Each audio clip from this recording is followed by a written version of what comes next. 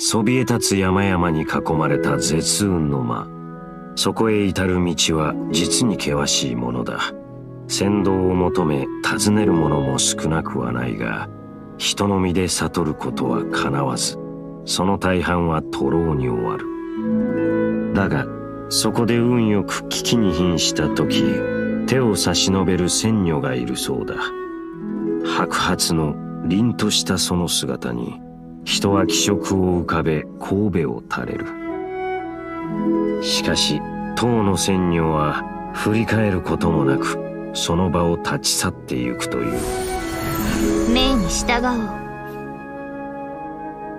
う。仙人としばしば誤解される神格だが、その正体は仙人を死に持つ人間である。卓越した才を有し、様々な仙人から槍術や砲術、呪符などを学んだ彼女は妖魔退治にも長けた人物だ。神格は師匠が言い渡した修行を怠ったことがない。常に大きな成果を残してきた。リーウェで20時間の探索派遣任務を行うと獲得報酬が増加する。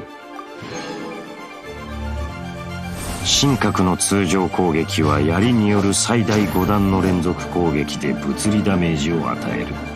銃撃は一定のスタミナを消費して前方に突進し、経路上の敵にダメージを与える。行霊異象生薬樹を発動すると氷ダメージを与え、周囲のチーム全員に氷霊効果を付与する。この時1回押しと長押しで攻撃方法が変化する。1回押しでは6霊と共に突進し、経路上の敵に氷ダメージを与える。長押しでは6霊に律令を下し、周囲に氷範囲ダメージを与える。氷霊効果を付与されたキャラが通常攻撃、銃撃、落下攻撃、元素スキル、元素爆発で敵に氷ダメージを与えると、神格の現在の攻撃力を基準にダメージがアップする。氷霊効果は継続時間の終了または規定回数発動後に消失する。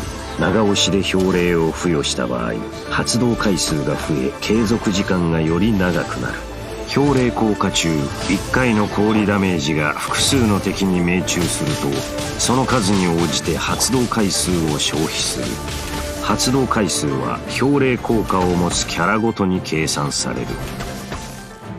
添付爆霊通信封印解放後、行霊異象生薬樹を発動すると周囲のチーム全員に追加効果が付与される。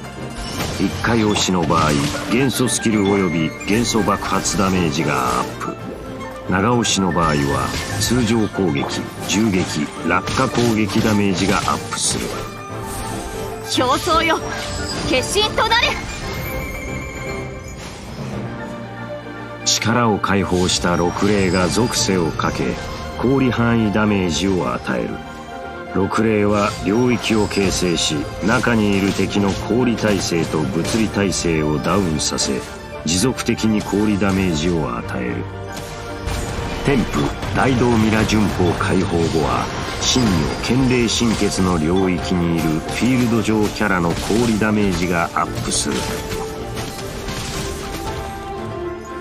神格は孤独であだなすものだが、仙人の教えに従い罪なき者に害をなさないようにしている。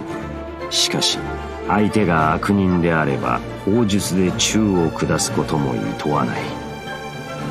神格の戦闘スタイルは行霊異象生薬樹の氷霊効果により氷タイプキャラをサポートするものだ。元素スキルの発動方法を使い分けることで進化が発揮され、チームの戦力を高めることができる。元素エネルギーが溜まったら気を見計らい元素爆発を発動するといい、敵の氷耐性と物理耐性が下がり、行く手を阻む者をたやすく排除できるだろう。リーウェ港は賑やかで寛容な地だ。孤独な者を一人受け入れるのも容易なことだろう。しかし世事に疎い神格が人の世に戻るには学ぶべきことが多い。